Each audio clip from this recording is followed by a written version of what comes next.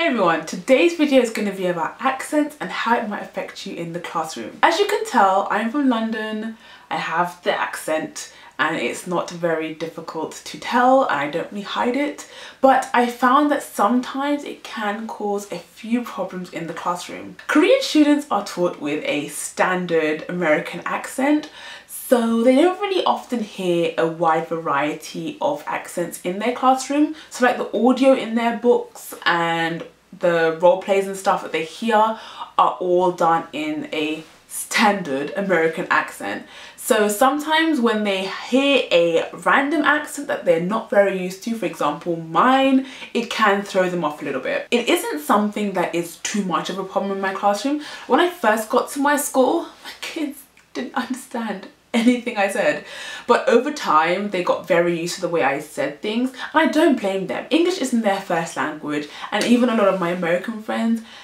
they have trouble understanding what I'm saying. It's like we're having a conversation and they hear something, I'm like, no, that is not what I said. So I don't blame my kids because it happens a lot to people who are native English speakers. But oftentimes I find that because they get confused with some of the things I say, I have to adjust a lot of things. Like I said, my students have become accustomed to the way I talk.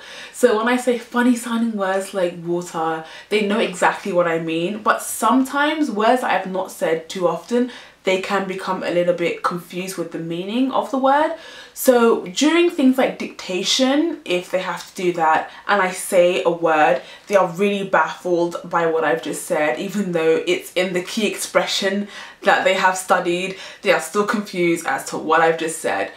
So to go around this issue, I have found that sometimes I will say certain words in the standard American accent. Like, I feel so treacherous saying this, but it makes life a lot easier. The faux American accent is not something that I like to do all the time in the classroom. I rarely do it. I only feel like it's useful if they're just not understanding what I'm saying, then I will do that. But other than that, I do prefer for them to hear me speak in my accent. I don't know if that's something that a lot of other people might have to utilize in their classroom, because I know if you teach in Korea, like EPIC and stuff, you can be from a few different places. For example, like New Zealand, Ireland, South Africa, Australia, and a couple other places I think I might not be saying.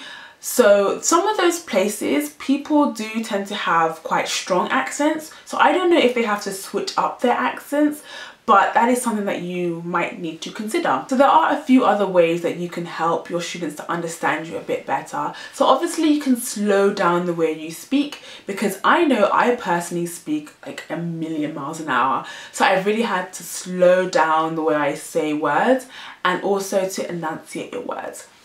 So make sure you say them very clearly, because sometimes with like Londoners, we tend to like drop certain letters. I think, what is the word? T's and can't remember, is it H's? I don't remember. I know we drop a few letters in some words, so really saying words properly helps them, and also writing down the word on the board helps them a lot too. So they're very visual, so that would help them too. If all else fails, you can default into your awful American accent, but I feel like that should be a last ditch attempt when all else fails. So guys, that was my accent video. I hope you guys enjoyed watching, and I'll talk to you guys next time. Bye.